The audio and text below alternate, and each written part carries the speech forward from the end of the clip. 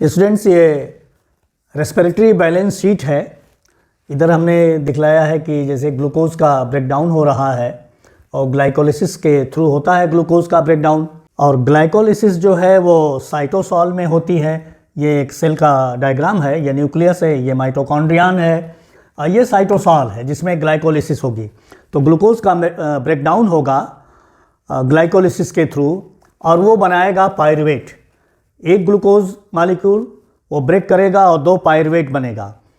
Pyruvate जो है वो ट्रांसपोर्ट होता है साइटोसॉल से माइटोकॉन्ड्रिया में।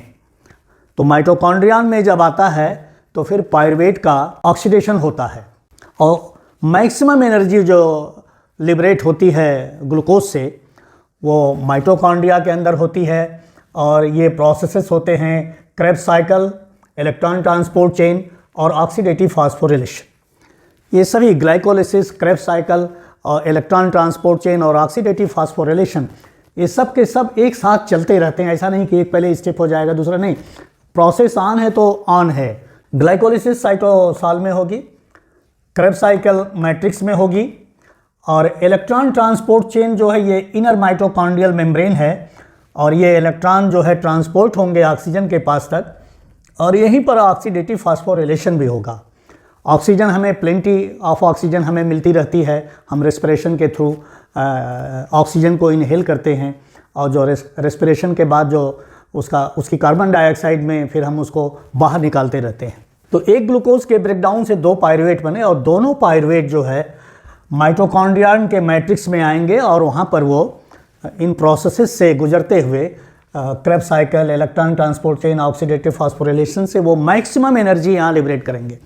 तो ग्लूकोज के ब्रेकडाउन से एक तो जो एनर्जी है, कुछ तो एनर्जी लॉस हो जाएगी एज हीट, कुछ एनर्जी जो है सबस्ट्रेट लेवल पर वो एटीपी का फॉर्मेशन करेगी जो कि बहुत कम होगा और मैक्सिमम एनर्जी और मैक्सिमम जो एटीपी का फॉर्मेशन होगा वो Krebs cycle, electron transport chain और ऑक्सीडेटिव फास्फोरिलेशन में जो उसकी रिड्यूस्ड कोएंजाइम्स बनती हैं, वो रिड्यूस्ड कोएंजाइम्स NADH और FADH2 के फॉर्म में जो रिड्यूस्ड कोएंजाइम्स बनती हैं, वो रिड्यूस्ड कोएंजाइम जब इलेक्ट्रॉन ट्रांसपोर्ट चेन में इनर माइटोकॉन्ड्रियल मेम्ब्रेन में जाती है तो मैक्सिमम एनर्जी वहीं पर लिबरेट होती है।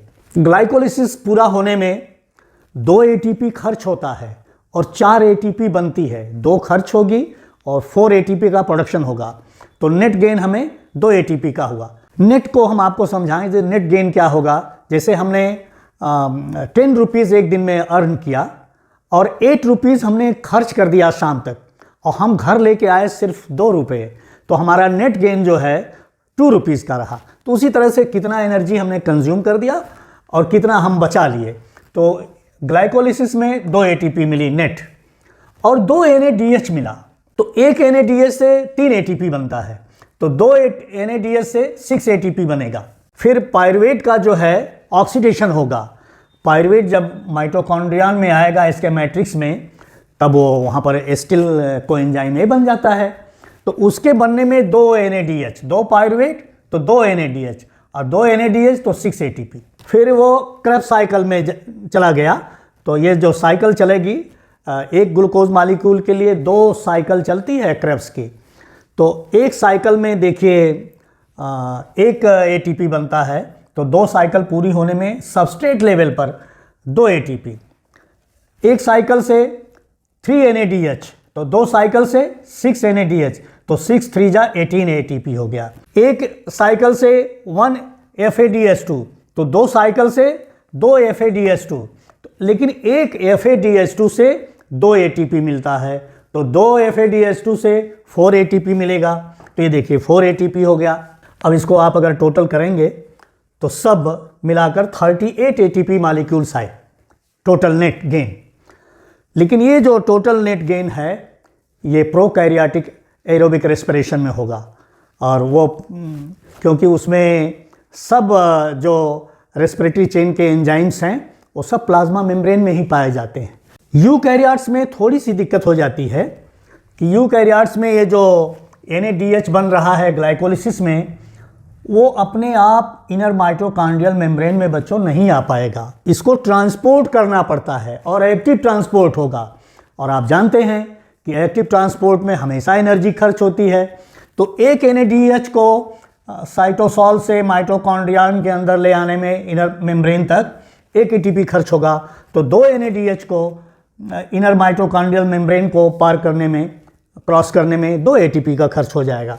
तो 38 से 2 ATP माइनस कर दीजिए तो 36 ATP मिला। तो यूकैरियोट्स में जो नेट ATP का गेन है वो 36 का रहता है। अब आपको एक और आप जानते हैं कि अगर ये तो एरोबिक रेस्पिरेशन की बात हो गई, यदि फर्मेंटेशन हो रहा है, ऑक्सीजन नहीं अवेलेबल है, अब अगर ऑक्सीजन नहीं अवेलेबल है तब क्या होगा? तब तो 2 कंडीशन हो जाती है, या तो हम लोगों के मसल्स में वो हमें वर्क करना पड़ता है, हमें ATP चाहिए ही चाहिए। तो ATP कहाँ से मिलेगी? तो ये पायरुवेट के लिए ऑक्सीजन नहीं है कि उसको बर्न कर सके, तब वो लैक्टेट में कन्वर्ट हो जाता है मसल्स में, और बहुत कम अमाउंट में ATP मिलती है, मात्र 2 ATP से 2 ATP मिलेगी। तो और लैक्टेट का फॉर्मेशन होगा। फिर जब ऑक्सीजन मिलने लगेगी तो ये लैक्टेट फिर कन्वर्ट हो जाता है पायरुवेट में।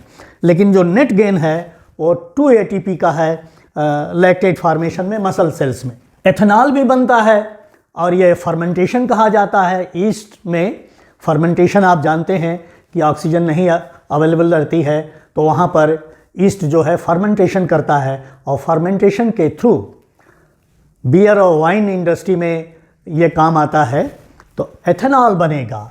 तो इसको एक ग्लूकोज से एथेनॉल बनने में, एथेनॉल मतलब C2H5OH, वो बनने में मात्र 2 ATP का गेन होगा। इसलिए बहुत कम एनर्जी, करीब 2% of A glucose molecule, 2% energy of A glucose molecule ये मिलती है, बहुत कम।